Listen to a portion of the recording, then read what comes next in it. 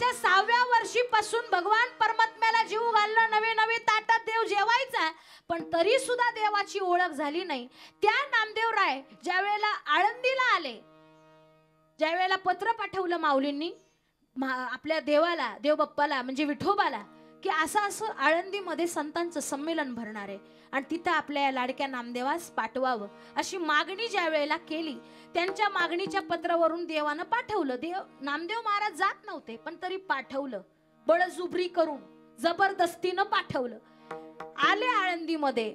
आळंदीमध्ये आल्यावर मग झालं काय, ज्या ठिकाणी संतांचं संमेलन भरतं त्या ठिकाणी सगळेजण त्या सभा मंडपामध्ये पार देशादेशातून, पार राष्ट्रातून संत आलेले, त्या संत सगळे एक संघटित बसले.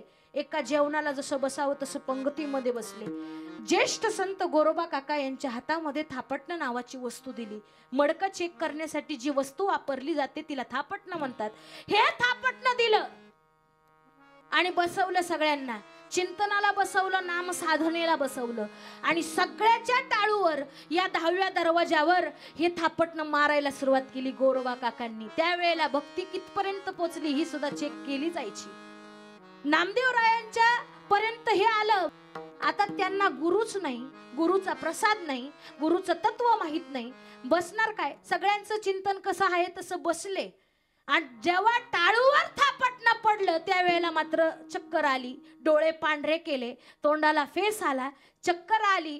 आता काय करावं? तेवढ्यात हळूच मुक्ताबाई गोरोबा काकांच्या कानात म्हणते, काका हे मडकं अजून कच्चं आहे बरं, ह्याला भाजावं लागन.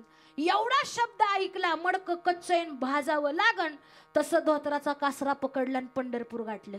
का? नामदेवरायांचा गैरसमज झाला, शब्द कळाला नाही. मुक्ताबाईंचं म्हणणं काय, मला गुरुची आवश्यकता आहे. नामा कच्चा बे कच्चा क्योंकि नहीं गुरु का बच्चा. गुरु का बच्चा नाही म्हणून नामदेवराय कच्चा आहेत ही त्यांना म्हणायचं होतं, पण यांना तात्पर्य कळालं नाही.